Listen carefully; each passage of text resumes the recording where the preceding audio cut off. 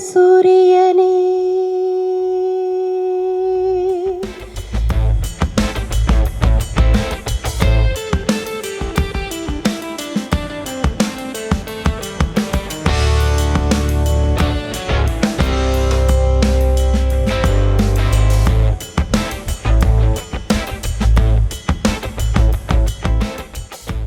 உடலால் மற்றும் மறைந்த ஒரு அருமையான ஒரு கலைஞன், ஒரு நடிகனுடைய முதலாம் ஆண்டு நினைவஞ்சலியை இன்றைக்கி நாங்கள் நினச்சி அவருடைய ஆப்சன்ஸை நாங்கள் ப்ரெசன்ஸாக நினச்சி ஃபீல் பண்ணி செய்கிற ஒரு இம்பார்ட்டண்ட்டான ஒரு ஈவெண்ட் தான் இன்றைக்கி.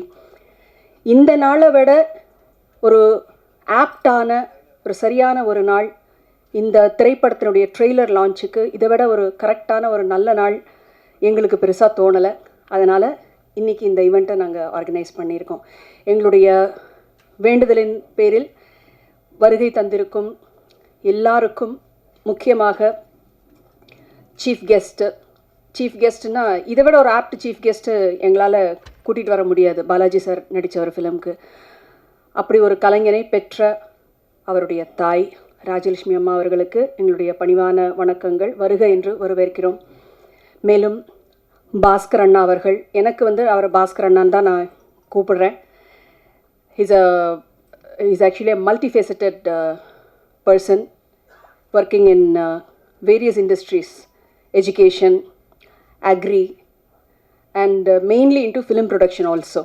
ஸோ பாஸ்கர் அண்ணா அவர்களை வருக என்று வரவேற்கிறோம். அப்புறம் முக்கியமாக மீடியா நண்பர்கள், சகோதரர்கள், பத்திரிகை நண்பர்கள், சகோதரர்கள், உங்கள் அனைவரையும் பணிவன்புடன் தாழ்மையுடன் வருக என்று வரவேற்கிறேன்.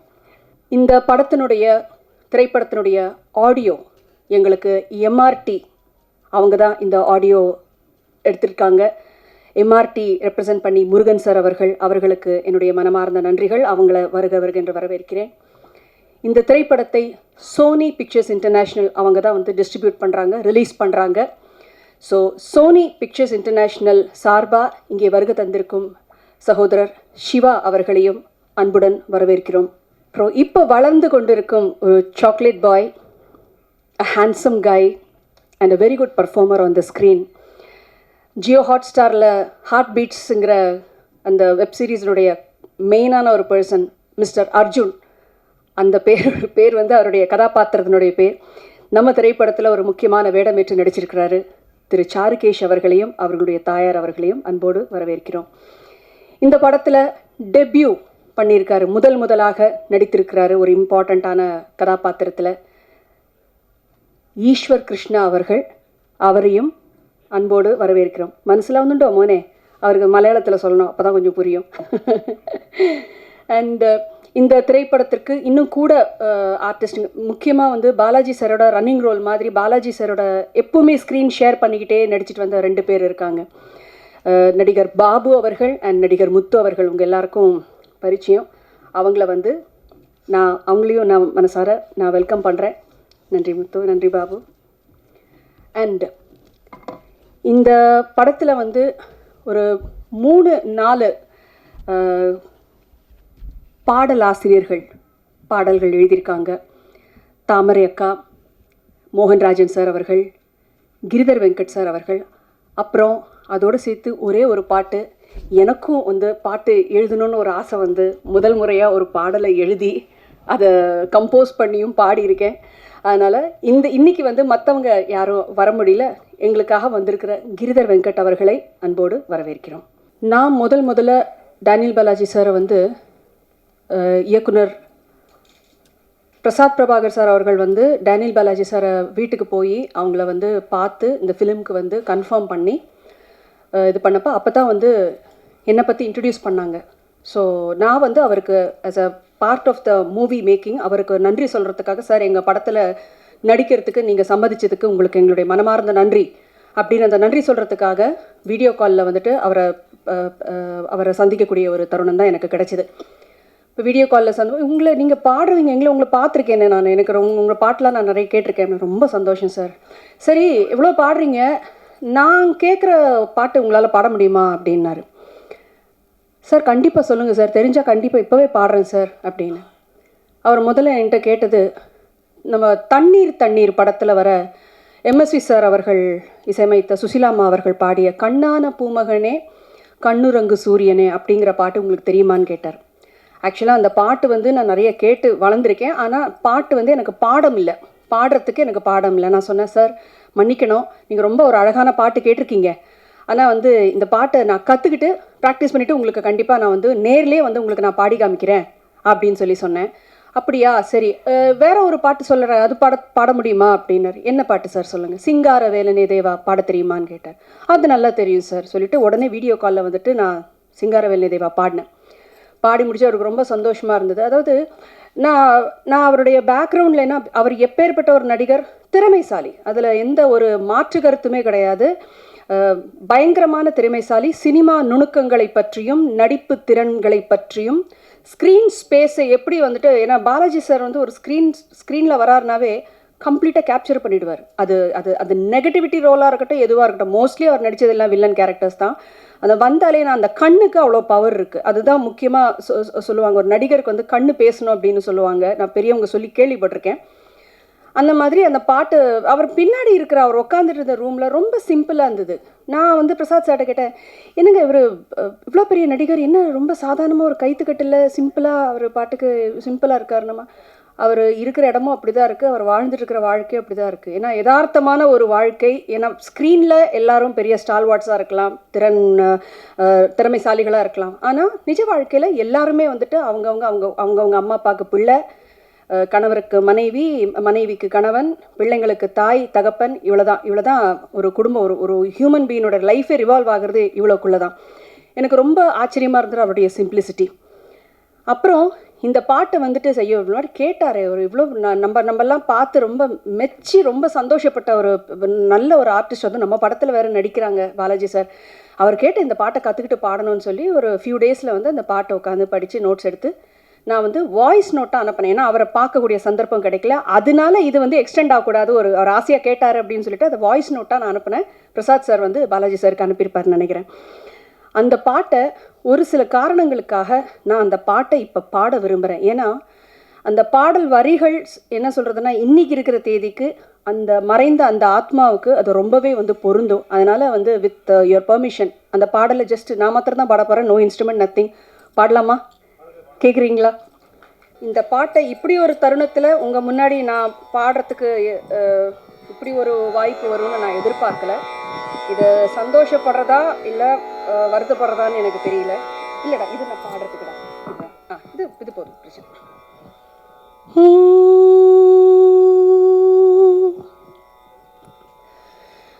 கண்ணான பூமகனே கண்ணுரங்கு சூரியனே,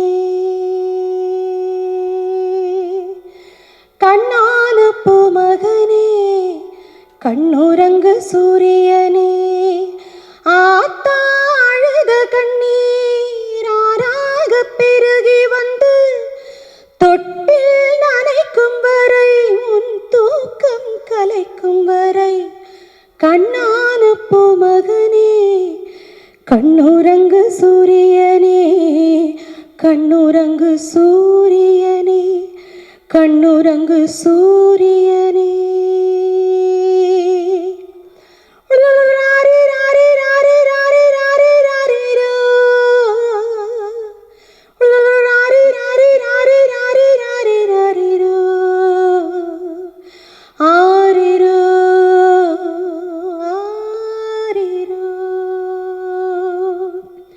ஊத்துமல தண்ணீரே ஏ உள்ளங்கை சக்கரையே, ஊத்துமல தண்ணீரே ஏ உள்ளங்கை சக்கரையே.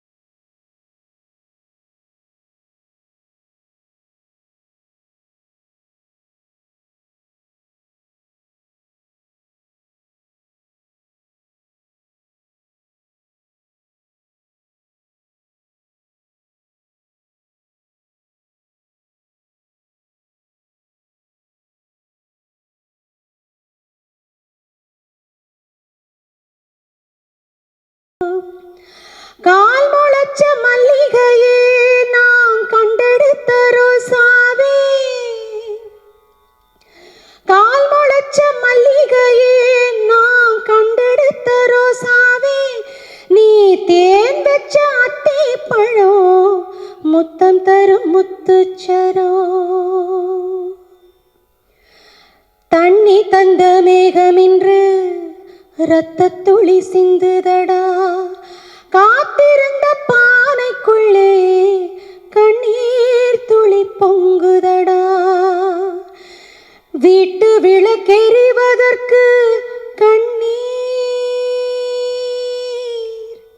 என்ன இல்லையடா, கண்ணான பொமகனே கண்ணுறங்கு சூரியனே, ஆத்தா அழுத கண்ணீர் ஆறாக பெருகி வந்து தொட்டில் நனைக்கும் வரை உன் தூக்கம் கலைக்கும் வரை, கண்ணான பொமகனே கண்ணுறங்கு சூரியனே, கண்ணுறங்கு சூரியனே, ஆரிராரிராரிரோ ஆரிராரிரா.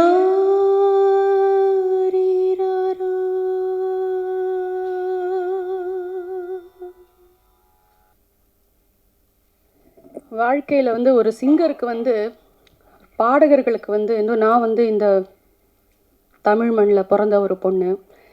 எனக்கு எம்எஸ்வி சாருடைய பாடல்களோ இளையராஜா சார் அவர்களுடைய பாடல்களோ ஜி ராமநாதன் அவர்கள்லேருந்து இன்றைக்கி A R Rahman sir Anirudh sir எல்லாருமே வந்து இதெல்லாம் வந்து it is a part of culture.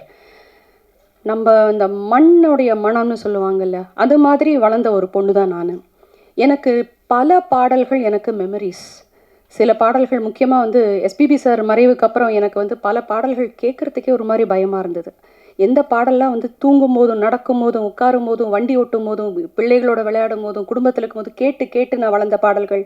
ஒரு சில பேருடைய மறைவுக்கு அப்புறம் வந்து அந்த பாடல்களை கேட்க முடியாமல் போயிடும். ஏன்னா சிங்கர்ஸ் பொறுத்த வரைக்கும் இதெல்லாம் நாஸ்டாலஜிக் மூமெண்ட்ஸ். அதில் அழகான மெமரிஸ் இருக்குது, ரொம்ப துக்கமான மெமரிஸ் இருக்குது.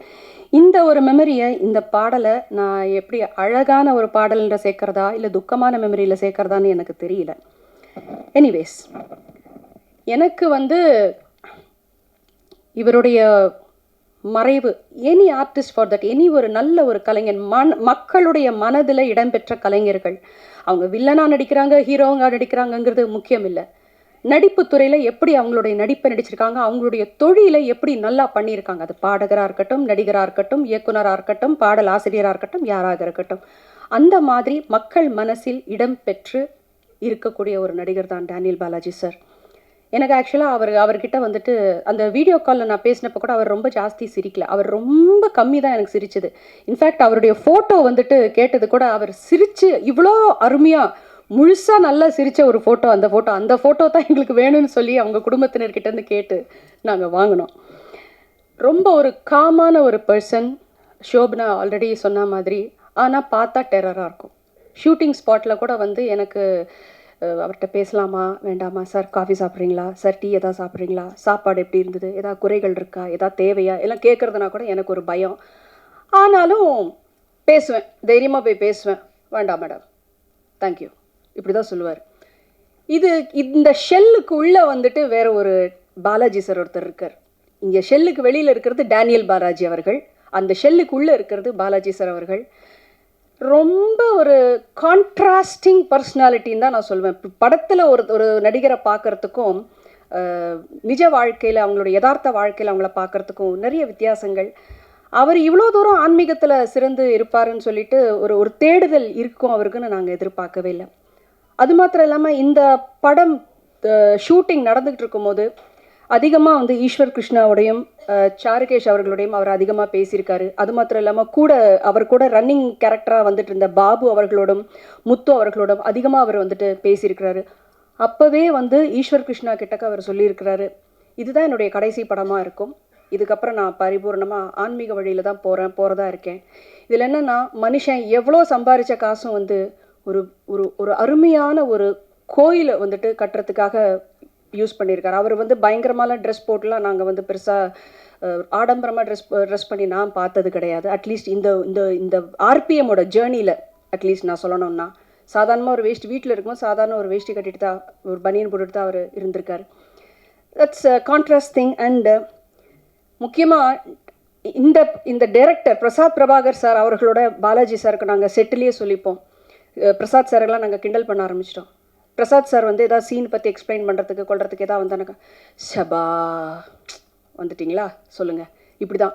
ஸோ அந்த ஷபாங்கிறத நாங்கள் சொல்லி சொல்லி சொல்லி எங்களுக்கு இதெல்லாம் பயங்கரமான ஒரு ஹாண்டிங்கான மெமரிஸ் ஆகிடுச்சு. நீங்கள் ஹியூமராக இருந்த ஒரு விஷயங்கள்லாம் வந்து ரொம்ப ஹாண்டிங் ஆக ஆரம்பிச்சிடுச்சு. ரக்தூல் அங்காள பரமேஸ்வரி அம்மன் கோவில் தான் அவர் ஆவடியில் வந்து கட்டியிருக்கிற கோவில். ரொம்ப அழகான கோவில். உங்களுக்கு கோவில் போகிற பழக்கம் இருக்கிறவங்களுக்கு கண்டிப்பாக ஒரு தடவை போய் விசிட் பண்ணுங்கள். இவரை பற்றி நான் ரெண்டே விஷயம் மட்டும்தான் நான் சொல்லணும். நான் சின்ன வயசில் சில படங்கள் நடித்தேன். அதுக்கப்புறம் வளர்ந்ததுக்கப்புறம் அதிகமாக ஒன்றும் படங்களில் நான் நடிக்கலை. சொல்லப்போனால் பாட்டு மேலே ரொம்ப கான்சன்ட்ரேஷன் இருந்து படம் வந்து அந்தளவுக்கு நடிக்கலை நான். இந்த படம் நடிக்கும் போது எனக்கு பொறுத்த வரைக்கும் நான் ஏதோ ஒரு சில படங்கள் நடித்தேங்கிற எந்த ஒரு அனுபவம், ஒரு கான்ஃபிடென்ஸ் எதுவுமே எனக்கு கிடையாது. நான் ஃபஸ்ட்டு டே செட்டுக்கு வரும்போது டைரெக்டாக பாலாஜி சார்கிட்ட சார் உங்கள்கிட்ட ஒன்று கேட்கணும். என்ன மேடம் சொல்லுங்கள். சார் நீங்கள் நடிக்கும் போது நீங்கள் எப்படி பர்ஃபார்ம் பண்ணுறீங்கிறத பார்க்குறதுக்கு எனக்கு நீங்கள் அனுமதி கொடுக்கணும்னு கேட்டேன். அது எதுக்கு நீங்கள் பார்க்கணும்? இல்லை சார், நான் வந்து நீங்கள் தான் ஏற்கனவே நடிச்சிருக்கீங்களே. சார் இல்லை சார், அவ்வளோ பெரிய வார்த்தையெல்லாம் சொல்லாதீங்க. உங்கள் முன்னாடி அந்த வார்த்தையை சொல்கிறதுக்கெலாம் எனக்கு எந்த தகுதி இல்லை. நான் கற்றுக்கிறேன். என்னை ஒரு ஸ்டூடெண்ட்டாக நினச்சி ஜஸ்ட் அட்லீஸ்ட் நீங்கள் பர்ஃபார்ம் பண்ணுறதை எனக்கு பார்க்குறதுக்கு அனுமதி கொடுங்க. சரி பாருங்கள். ஸோ பல ஷார்ட்ஸ் வந்து அவர் எப்படி ஒர்க் பண்ணார், எப்படி, ஏன்னா ஸ்க்ரீனில் ஒரு நடிகருடைய ப்ரெசன்ஸு, அந்த பர்ஃபார்மன்ஸை பார்க்குறது ஒரு விஷயம். சாதாரணமாக இருப்பார். ஆனால் அந்த ஆக்ஷன்னு சொன்னதுக்கப்புறம் அவருடைய கண், அவருடைய பாடி லாங்குவேஜ், அந்த கேரக்டருக்குள்ளே அப்படியே வந்துடுவார். இது ஒன்று. ரெண்டாவது நான் பகிர்ந்துக்கணும்னு நினைக்கிற ஒரு விஷயம், இந்த படத்தில் ஈஸ்வர் கிருஷ்ணா அவர்களும் இங்கே இருக்கிற தயா பிரசாத் பிரபாகர் அந்த அவங்களுக்கும், இவங்க ரெண்டு பேருக்கும் வந்து இது டெபியூ ஃபிலிம். முதலாக இவங்க வந்து ஃபுல் ஃப்ளெஷ்டாக ஒரு ஃபிலிமில் அவங்க நடிக்கிறாங்க. இவங்ககிட்ட எப்படி அப்ரோச் பண்ண போகிறாரு அப்படின்னு சொல்லிட்டு எனக்கு பார்க்கணுன்னு ஒரு ஆர்வம். தயா பிரசாத் அவர்களோட வந்து காம்பினேஷன் சீன்ஸ் நிறையா பாலாஜி சாருக்கு இருந்தது. அண்ட் ஈஸ்வரும் இதே மாதிரி தான் வந்து நடிக்கும் போது ஃபஸ்ட் டே வந்து ஈஸ்வர் நடிக்கும் போதே வந்து டென்ஷன், பயங்கர ஒரு படபடப்பு. ஈஸ்வர் என்னென்னலாம் ப்ரிப்பேர் பண்ணிட்டு வந்தாரோ கற்றுட்டு வந்தாரோ டோட்டலாக அங்கே மறந்தாச்சு. அப்போ இவர் ஒரே வார்த்தை சொன்னார், தம்பி நடிக்கும் போது பயப்படக்கூடாது. இன்னொன்று, நீங்கள் நடிக்கும் போது நான் டேனியல் பாலாஜி கிடையாது. நான் ஒரு சாதாரண இந்த கேரக்டருக்கு உள்ள ஒரு மனுஷன். அந்த கேரக்டரை மாத்திரம் நீ பார்த்தா போதும், உன்னுடைய வேலையை நீ கான்ஃபிடென்ட்டாக தைரியமாக நீ பண்ணு அப்படின்னு ஒரு டெபியூ நியூ கம்மருக்கு அவர் கொடுத்த உற்சாகம் அது எனக்கும் ஒரு படிப்பினையாக இருந்தது. தயா பிரசாத்துக்கு வந்துட்டு அவங்க நடிக்கும் போது பல ஷார்ட்ஸில் வந்து இது இப்படி தான் இருக்கணும், ஃப்ரேம் இப்படி தான் பார்க்கணும், கண் இப்படி இருக்கணும் அப்படின்னு சொல்லி நிறைய வந்து அவர் வந்துட்டு சொல்லி கொடுத்தாரு. இதெல்லாம் வந்து இதெல்லாம் பல பெரிய நடிகர்கள் வந்துட்டு ரொம்ப கற்று தேர்ந்தவர்கள் நிறைய பேர் பண்ணுறாங்க. ஆனால் இது சில பேர் வந்துட்டு நான் இதுக்கு இது தலையணும், அவங்க எப்படின்னா அவங்க ஃபிலிம் அவங்க நடிக்கிறாங்க எப்படின்னா போட்டோன்னு சில பேர் இருக்காங்க. ஆனால் அந்த ஒரு பர்ஃபார்மன்ஸ் கொடுத்து, இப்போ ஈஸ்வர் கிருஷ்ணாக்கும் சரி தயாக்கும் சரி அவங்க இந்த படத்தில் நல்லா பர்ஃபார்ம் பண்ணியிருக்காங்கன்னு ஒரு பேர் வரணும்னா அதில் 50% வந்து டேனியல் பாலாஜி சாருக்கு போகும் தான் சொல்லுவேன். 50% டைரக்டர் சார் அவருக்கு போகும். ஸோ இந்த விஷயங்கள் அதுவும் இல்லாமல் இந்த படம் வந்துட்டு it's a suspense thriller. Daniel Balaji சாருக்கு வந்து உங்களுக்கு எவ்வளோ தூரம் தெரியும் தெரியல, லேஸில் ஒரு ஸ்கிரிப்டை அவர் ஒத்துக்க மாட்டார். லேஸில் ஒரு ஸ்கிரிப்டை கன்வின்ஸே பண்ண முடியாது. அதுவும் இல்லாமல் இந்த க்ரைம் சஸ்பென்ஸ் த்ரில்லர் மாதிரி இருக்கிற மூவிஸை 1008 லாஜிக் இருக்கணும். ஒவ்வொரு சீனுக்கும் அந்த கதை மூவ் ஆகிற விதங்கள் எல்லாத்துக்குமே அந்த லாஜிக் இருக்கணும். அதில் பிரசாத் பிரபாகர் சார் வந்து ரொம்ப அழகாக கதையை விவரித்து அவருடைய கதாபாத்திரத்தினுடைய தன்மை என்ன ஏதுன்னு ஃபிலிமை பற்றி ரொம்ப கரெக்டான கன்ஸ்ட்ரக்ஷன், அந்த ஒரு ஃப்ரேம் ஒர்க்கு கரெக்டாக கொடுத்து, அதுக்கப்புறம்தான் பல மீட்டிங்குகளுக்கு அப்புறம்தான் வந்து பாலாஜி சார் வந்து இந்த படத்தை வந்துட்டு நடிக்கிறதுக்கு ஒத்துக்கிட்டாரு. அந்த மாதிரி ஒரு பரிபூர்ண உழைப்பு ஆர்பிஎம் டீம் எல்லாருமே இதில் ஒர்க் பண்ணியிருக்கிற ஆர்டிஸ்ட்டும் சரி, இதில் ஒர்க் பண்ணியிருக்கிற டெக்னீஷியன்ஸும் சரி, ஒரு பரிபூர்ண உழைப்பு மூலமாக வந்துகிட்டு இருக்கிற ஒரு ப்ரொடக்ஷன் தான் ஆர்பிஎம். இந்த திரைப்படத்துக்கு உங்கள் எல்லாருடைய பேராதரவும் ஆசீர்வாதமும் நல்ல குட் விஷஸும் எங்களுக்கு என்றைக்குமே இருக்கணும். இன்னும் மேலும் மேலும் உழைக்கிறதுக்கு எங்கள் டீம் நாங்கள் தயாராக இருக்கோம். மேலும் மேலும் நல்ல ஆப்பர்ச்சுனிட்டிஸ் இந்த படத்தில் நடித்தவங்க ஒர்க் பண்ணவங்க எல்லாருக்குமே இன்னும் வாழ்க்கை இன்னும் நல்லபடியாக உயரணும் அப்படின்னு சொல்லிட்டு நான் மனசார வேண்டிக்கிறேன். அது மாத்திரம் இல்லாமல் இன்றைக்கி நாள் வந்து அவர் இறந்த நாளாக இருக்கலாம், ஆனால் இன்றைக்கி ரொம்ப விசேஷம். இன்றைக்கி சூரிய கிரகணம் இப்போ நடந்துக்கிட்டு இருக்கு. அது மாத்திரம் இல்லாமல் நிறைய கிரகங்களோட சேர்க்கை, ரொம்ப நல்ல விஷயம். இந்த உலகத்துக்கே வந்து நிறைய நன்மை நடக்கக்கூடிய ஒரு தினமாக எல்லாரும் சொல்கிறாங்க. அந்த ஆசீர்வாதம் எல்லாருக்கும், நம்ம எல்லாருக்குமே கிட்டட்டும் அப்படின்னு சொல்லி வேண்டி எனக்கு இந்த வாய்ப்பை அளித்த ஆர்பிஎம் டீம் அவர்களுக்கு நன்றி தெரிவித்து விடைபெறுகிறேன். நன்றி, வணக்கம். பாலாஜி பற்றி சொல்லணுன்னா, பாலாஜி சின்ன குழந்தையிலேருந்தே ரொம்ப பக்தி. 3 வயசு குழந்தையிலேருந்தே அவனுக்கு பக்தி. எது கொடுத்தாலும் வந்து சாமிக்கு தான் வாங்குவான். பழம், பூ. இது ஸ்கூலுக்கு போயிட்டு வரும்போது அதையே தான் வாங்கிட்டு வருவான். வரும்போது பை வாக்கிங்கில் வந்துடுவான், பஸ்ஸில் வரமாட்டான். ஏதுடான்னா நான் வாங்கிட்டு வந்தேன் அப்படின்னு சொல்லுவான். அப்படி தான் எல்லாமே அவனுக்கு பழக்கம். காலேஜ் போன பிறகும் அதே ஹேபிட் அவனுக்கு விடாத இருந்தது. இப்போவும் அதே தான். நடித்த பிறகும் அவனுக்கு அவனுடைய இதெல்லாம் வந்து கோயிலுக்காக தான் செலவு பண்ணி ரொம்ப அழகாக கட்டியிருக்கான். நீங்கள் எல்லோரும் வரணும். அவன் நடித்த படம் நீங்கள் எல்லாரும் பார்த்து அவனை ஆசீர்வதிக்கணும். கண்டிப்பாக பாருங்கள். டிகிரி வைஷ்ணவ காலேஜில் டிகிரி முடிச்சதை வந்து ஃபிலிம் இன்ஸ்டியூட்டில் சேர்ந்தான். மெரிட்டில் அது 10 மெம்பர்ஸ்க்கு தான் 1 இயருக்கு நான் சீட்டுங்களாம். அதில் மெரிட்டில் ஃபஸ்ட்டு வந்து அந்த சீட் கிடச்சி அது படிச்சுட்டு இருக்கும்போது தான் அவனுக்கு இந்த ஆசையே வந்தது. கௌதம் மேனன் டைரக்டர் அவங்கெல்லாம் ஒன்றா படித்தவங்க. அதுக்கப்புறம் தான் அவனுக்கு இந்த ஐடியா வந்தது. அப்புறம் எல்லோரும் டிஸ்கஸ் பண்ணி சரி இதுன்றதுனால வீடு சின்னதாக இருந்ததுனால வீட்டில் தங்கி இருக்கிறதுக்கு இல்லாத தனியாக இருந்து அவன் ப்ரோக்ராம் பண்ணுறதுக்கு ஆரம்பிச்சிது. முதல்ல அவங்க அப்பாலாம் வேண்டாம் வேண்டாம் அப்படின்னு தான் சொன்னார். அப்புறம் இது அடி பார்ப்பேன், இது அடி பார்ப்பேன்ட்டு வேட்டையாடு விளையாடு பார்த்த பிறகு அவருக்கு கொஞ்சம் சந்தோஷம் வந்தது. நீங்கள் ஸ்ட்ரிக்டான அம்மாவா? நீங்கள் ஸ்ட்ரிக்டான அம்மாவாக இருந்திருக்கீங்களா? இல்லைப்பா. இல்லையா? இல்லைம்மா. குழந்தைங்க இஷ்டம்தான். அவரோட இஷ்டம் தான் எல்லாமே. ஆமாம். சூப்பர்மா. கண்டிப்பாக எல்லாரோட பிளெஸ்ஸிங்ஸ் எப்பவுமே அவருக்கு இருக்கும். நிச்சயமாக இந்த படம் சூப்பர் டூப்பர் ஹிட் ஆகிடும். ஓகேங்களா? தேங்க்யூம்மா. தேங்க்யூம்மா. ரொம்ப ரொம்ப நன்றி. நாங்கள் தான் நன்றி சொல்லணும். ஏன்னா இன்னைக்கு அதுவும் ஃபர்ஸ்ட் இயர் ஆனிவர்சரி அப்படின்னா நம்மளுக்கு வீட்டில் எவ்வளோ வேலைகள் இருக்கும், எவ்வளோ பூஜைகள் இருக்கும். பட் நம்ம கேட்ட ஒரு வார்த்தைக்காக இன்னைக்கு நீங்கள் வந்தது, I think we all of us feel truly blessing about it. ரொம்ப ரொம்ப நன்றிகள்மா. தேங்க்யூ. Thank you so much. எனக்கு 85 வயசு ஆகுதுங்க. என் முன்னாடி என் குழந்தை இந்த மாதிரி ஆனது எனக்கு ஒரு பெரிய வருத்தம். அதுதான் எனக்கு தவிர்க்க முடியாத வருத்தமாக இருக்குது.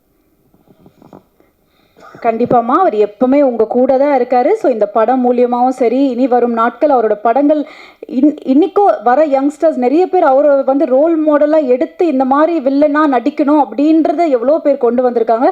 அதை அவர் நமக்காக விட்டுட்டு போயிருக்காரு. அது ரொம்ப அழகாக ஒரு அம்மாவாக நீங்கள் இத்தனை வருடமாக அவரை அந்த வளர்ப்பு தான் எல்லாத்துக்குமே ஒரு சக்ஸஸ் அப்படின்னு சொல்லுவோம். ஸோ ரொம்ப ரொம்ப நன்றிம்மா. தேங்க்யூ. Thank you so much. கடைசி காலம் 5 நாளைக்கு முன்ன என்னுடைய ப்ராப்பர்ட்டி எல்லாம் வந்து எனக்கு சின்ன மகன் இருக்கான், அவனுடைய பையன் இருக்கான், ராகவேந்திராவுக்கு தாம்மா எல்லாம். இன்னும் இவன் பேசுகிறானே அப்படின்னு சும்மா அவனே அப்சர்வ் பண்ணிட்டு இருந்தேன். வேறு ஒன்றுமே நினைக்க தோண்ட. எந்தெல்லாம் அவனுக்கு தாம்மா, எந்தெல்லாம் அவனுக்கு தாம்மா அப்படின்னா. வெற்றிமாறன் டைரக்டர் சொன்னார், என்னடா இந்த பர்த்டே வந்து உனக்கு கிராண்டாக செலிப்ரேட் பண்ணலான் இருக்கிறோம், என்ன சொல்கிறேன்னு, நான் இருக்க மாட்டேனே அப்படின்னு நானும் அவர் சொன்னார். அதை அவன் இதுக்கு வந்தப்போ எஸ், அவர் சொன்ன மாதிரி ஒரு விஷயந்தான். அவர் அப்போ வீட்டில் மட்டும் செய்யலை, அவர் இறந்த பிறகு தான் நிறைய இவ்வளோ பேருக்கு அவர் பண்ணியிருக்காரா. பக்கத்தில் போயிட்டு அந்த பைட்ஸாக இன்டர்வியூஸ் எடுக்கும்பொழுது தான் தெரிஞ்சுது இவ்வளோ ஸ்டூடெண்ட்ஸை படிக்க வச்சுருக்காரா அப்படின்றது. வந்து நிறைய பேருக்கு படிப்புன்றது ஒரு மிகப்பெரிய விஷயம்.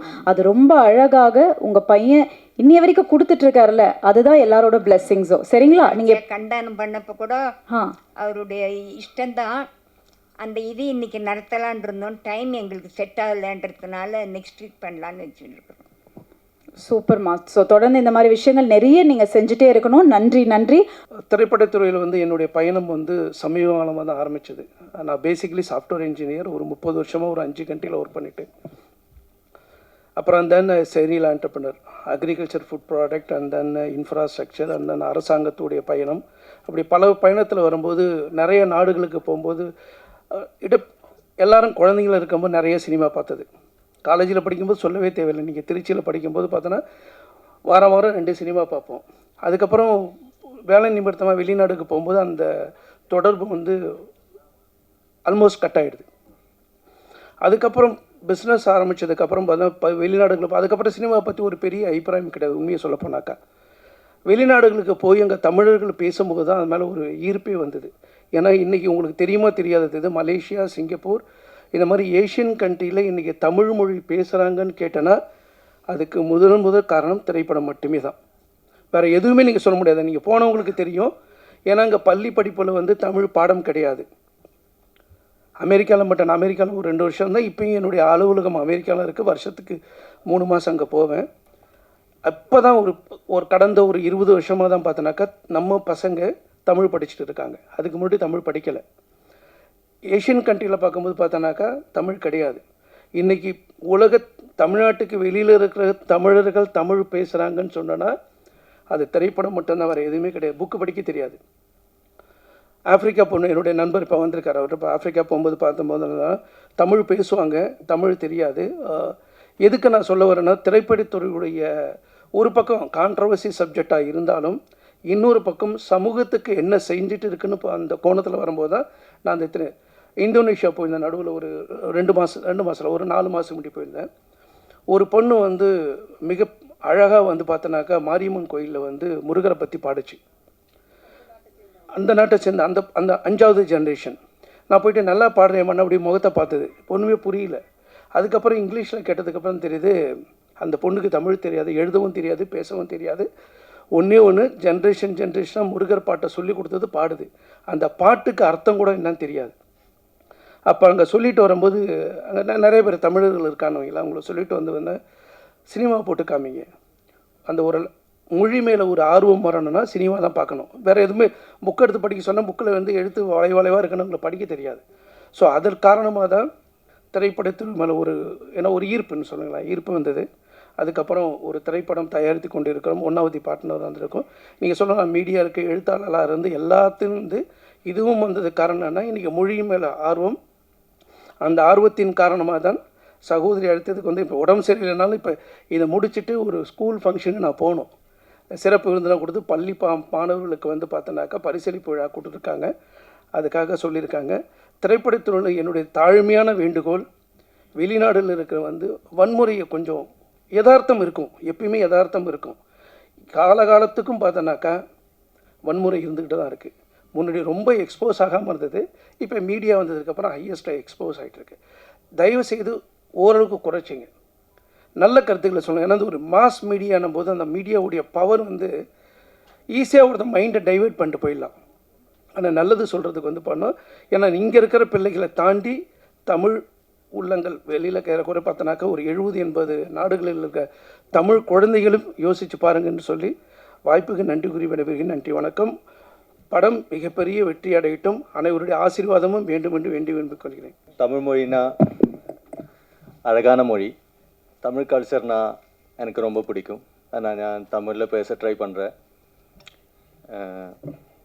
தமிழ் படத்தில் நடிக்கணும்னு ஆசை தானே. நிறைய ஆடிஷன் அட்டென்ட் பண்ணிட்டேன், நிறைய ட்ரை பண்ணிட்டேன். அப்புறம் கடைசியாக கிடச்ச சான்ஸ் தான் ஆர்பிஎம் படத்தில் சான்ஸ் கிடச்சிருக்கேன். ஷூட்டுக்கு போன அன்னைக்கு ஷூட் ஸ்டார்ட் பண்ண அன்னைக்கு தான் எனக்கு டானியல் பாலாஜி சார்கிட்ட நடிக்கணும்னு அப்போ தான் தெரிஞ்சது. ஐயோ, நான் கற்றுக்கிட்டதும் கல்பனா மேம் சொன்ன மாதிரி நான் கற்றுக்கிட்டதும் ப்ராக்டிஸ் பண்ணதும் எல்லாமே மறந்து போச்சு. என்ன பண்ணணும்னு எதுவுமே தெரியல. என்ன கிடைச்ச வாய்ப்பு தானே, நம்ம யூஸ் பண்ணலைன்னா என்ன ஆகிடும் அதுவும் பயம் இருக்கு. அப்போ தான் பாலாஜி சார் வந்து என்கிட்ட தோளில் தட்டி சொன்னேன். அவர், டேய் தம்பி, நான் டானியல் பாலாஜி கிடையாது, நான் சமீர், இந்த படத்தோட கேரக்டர். நீங்கள் அது மட்டும் மனசில் ஞாபகப்படுத்தா போதும். நான் சல்மான் தான் இந்த படத்தோட கேரக்டர். நீங்கள் அது மட்டும் நினச்சா போதும், நீ கான்ஃபிடெண்ட்டாக நடிங்க, பரவாயில்ல, உனக்கு முடியும் சொன்னார். அப்படி தான் எனக்கு ஒரு மனசுக்கு ஒரு கான்ஃபிடன்ஸ் எல்லாமே கிடச்சிருக்கேன், ஒரு தைரியமும் வந்துச்சு. ஆனால் நான் பாலாஜி சாரை நான் என்னோட குருவாய் கண்டுட்டு இருக்கேன். இல்லை, நிஜம்தான், என்னோட குரு தான். எனக்கு நிறைய டிப்ஸ் அவர் சொல்லி தந்தார். ஆக்ட் பண்ணும்போது ஐ பொசிஷன், இவரோட ஐனா நல்லா செம்மையாக இருக்கும் ஆக்ட் பண்ணும்போதெல்லாம், அது ஃபாலோ பண்ண நிறைய டிப்ஸ். அப்புறம் பாடி லாங்குவேஜ் எப்படி இருக்கணும், ஒரு டைலாக் எப்படி இருக்கணும், நம்ம டைலாக் டெலிவரி எப்படி வேணும் அந்த மாதிரி எல்லாம் நிறைய நிறைய டிப்ஸ் அவர் எனக்கு ஒரு குரு மாதிரி நின்று சொல்லி தந்தார். அப்புறம் இது நான் அந்த ஃப்ரெஷ்ஷாக வந்து எனக்கு நல்ல ஒரு வாய்ப்பு தந்த director Prasad sir, producer Kalpana ma'am, அப்புறம் நம்ம பாலாஜி அண்ணா, அவருக்கெல்லாம் என்னோட மனமார்ந்த நன்றி சொல்கிறேன். இந்த படத்துக்கு உங்கள் எல்லாரும் சப்போர்ட் தான் தேவை. இந்த படம் மிகவான ஒரு வெற்றி ஆகணும்னு அதான் நான் பிரார்த்தனை பண்ணிட்டு இருக்கேன். நன்றி நன்றி, இதுதான் பேசிட்டு இருக்கேன். எல்லாருக்கும் வணக்கம். தமிழுக்கும் பெரிய வணக்கம். இது என்னோட முதல் சினிமா மேடை. ரொம்ப முக்கியமான நாளாக நான் இதை பார்க்குறேன். இந்த மேடையும் இந்த நாளும் எத்தனை வருஷத்துக்கு அப்புறம் திரும்பி பார்த்தாலும் என்னோடய கோர் மெமரியில் கண்டிப்பாக இருந்துகிட்டே இருக்கும். நான் இந்த படத்தில் ஓப்பனிங் சாங் எழுதியிருக்கேன். அதுக்கு வாய்ப்பு தந்த பிரசாத் சாருக்கும் கல்பனா மேமுக்கும் ஒரு பெரிய பெரிய பெரிய பெரிய நன்றி. சார் வந்து இந்த வாய்ப்பு எனக்கு கொடுத்ததுக்கு அப்புறமா இருக்கிற ப்ராசஸ் எல்லாத்தையுமே எனக்கு மெமரபுளாக ஆக்கிக்கிட்டே இருக்கணுன்றதுல ரொம்ப பர்டிகுலராக இருந்துகிட்டே இருந்தார். ஒரு இதையுமே இது என்னோடய முதல் வாய்ப்புன்றதுனால இது எனக்கு மைல் ஸ்டோனாக மாற்றிட்டே இருக்கணுன்றதில் வந்து சார் பர்டிகுலராக இருந்துகிட்டே இருந்தார். சார் நிறைய சர்ப்ரைசஸ் கொடுத்தாரு. இந்த ப்ராசஸ் எனக்கு எப்பயுமே மைண்டில் வச்சுக்கிட்டே இருக்கிறதுக்கு திரும்ப திரும்ப அதை ரெஃப்ரெஷ் பண்ணிக்கிட்டே இருந்தார். அதுக்கும் ஒரு பெரிய நன்றி சார். உங்கள் எல்லாருக்கும் நன்றி.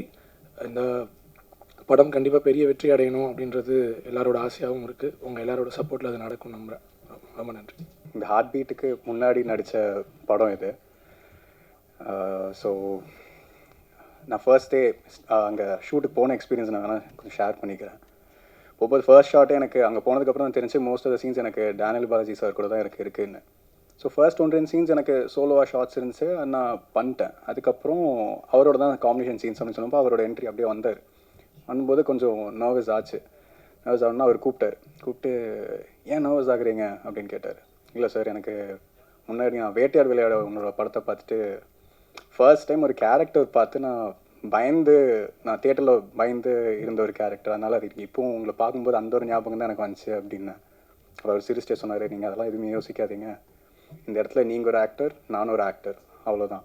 ஸோ கேரக்டராக நீங்கள் என்ன பண்ணுமோ அது பண்ணிக்கோங்க, ஜாலியாக இருங்க, நம்ம ஃப்ரெஷ்ஷாக அப்படியே பண்ணிக்கலாம் அப்படின்னாரு. ஸோ அந்த ஒரு பூஸ்ட் எனக்கு அதுக்கப்புறம் அந்த சீன்ஸ் எல்லாமே அதனால எனக்கு மேபி நல்லா வந்துச்சோ இல்லை என்னமோ தெரில. அண்ட் முக்கியமாக அவர் ஒன்று சொன்னார், எனக்கு இப்போ வரைக்கும் ஹெல்ப்ஃபுல்லாக இருக்கிறது ஒரு இதுக்கும் ஒரு கேரக்டர் எப்படி ப்ரிப்பேர் பண்ணுறதுன்னு சொன்னார். அது இன்னைய வரைக்கும் இப்போ ஒரு சின்ன சின்ன ரோல்ஸ் நான் பண்ணுறதா இருந்தாலும் அது எனக்கு ரொம்ப இப்பவும் ஹெல்ப்ஃபுல்லாக இருக்குது. சின்ன சின்ன இன்ஸ்டன்ஸ் தான் அவர் எல்லோரும் சொல்கிற மாதிரி அந்த அவர் கண் வைக்கிறதா இருக்கட்டும், ஒரு பாடி லாங்குவேஜ், ஒரு கேரக்டர் ப்ரிப்பேர் பண்ணுறது, பேசிக்லி ஃப்ரம் ஸ்க்ராட்ச் எல்லாம் ப்ரிப்பேர் பண்ணுறது அவர் நிறையா அதை எக்ஸ்பிளைன் பண்ணார், எப்படி ப்ரிப்பேர் பண்ணுன்ற அந்த ஒரு ரீதி.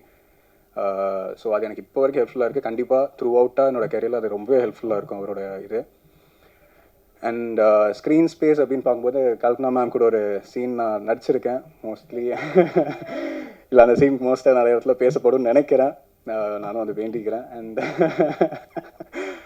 அண்ட் இந்த எல்லாரும் மாதிரியும் நாங்களும் இந்த படத்துக்கு ரொம்பவே நல்லா எஃபர்ட்ஸ் போட்டிருக்கோம், ரொம்ப நல்லா வந்திருக்குன்னு நம்புகிறேன். அண்ட் நீங்களும் உங்களோட சப்போர்ட் ரொம்பவே தேவை. Please do support is. And இந்த படத்தை நல்லா வந்திருக்குது, ப்ளீஸ். Yeah, thank you. படத்தை பற்றி பேசுகிறதுனா இது பேசுகிற மொழியே இல்லை, இது காட்சியோடது.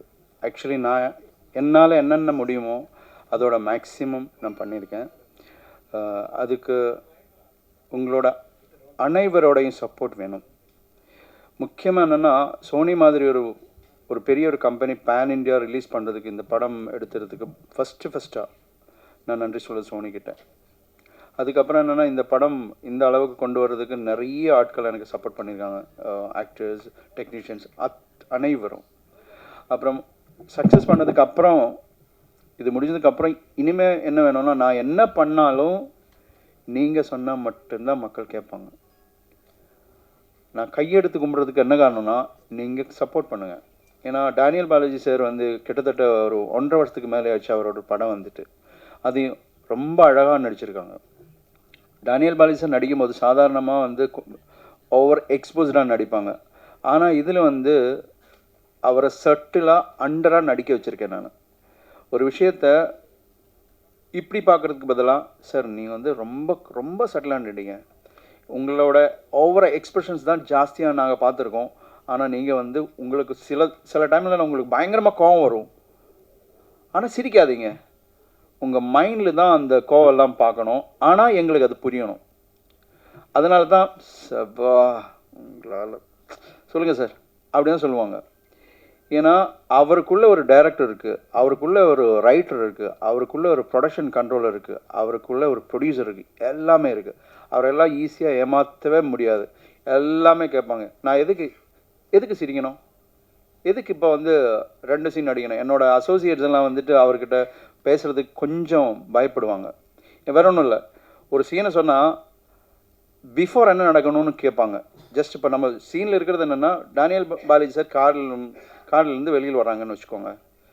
அவர் என்ன ஃபஸ்ட்டு ஸ்கிரிப்ட் கொடுக்குற அந்த பையன்கிட்ட என்ன கேட்பேன், சரி இறங்குறாங்க, அதெல்லாம் எனக்கு புரியுது, நான் இப்போ எங்கேருந்து வரேன் சார், அது ஸ்கிரிப்டில் இல்லை சார். தம்பி, நான் இப்போ ஹாஸ்பிட்டல்லேருந்து வரீங்களா இல்லை நான் சினிமா பார்த்துட்டு வரீங்களா, அந்த இமோஷன்ஸ் வந்து எனக்கு கேரி அவுட் பண்ணோன்னா நீ எனக்கு பிஃபோர் சொல்லியே ஆகணும்.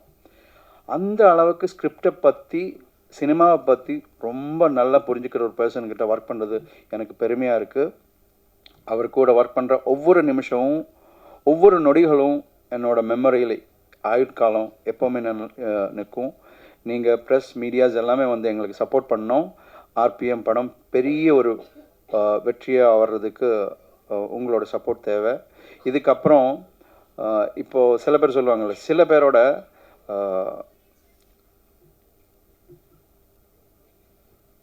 அன்ப்ரெசன்ஸ் தான் நம்ம ப்ரெசன்ஸாக இருக்கும். அவர் இல்லாமல் இருக்கும்போது தான் அவரை பற்றி நம்ம ஜாஸ்தியாக பேசுவீங்க.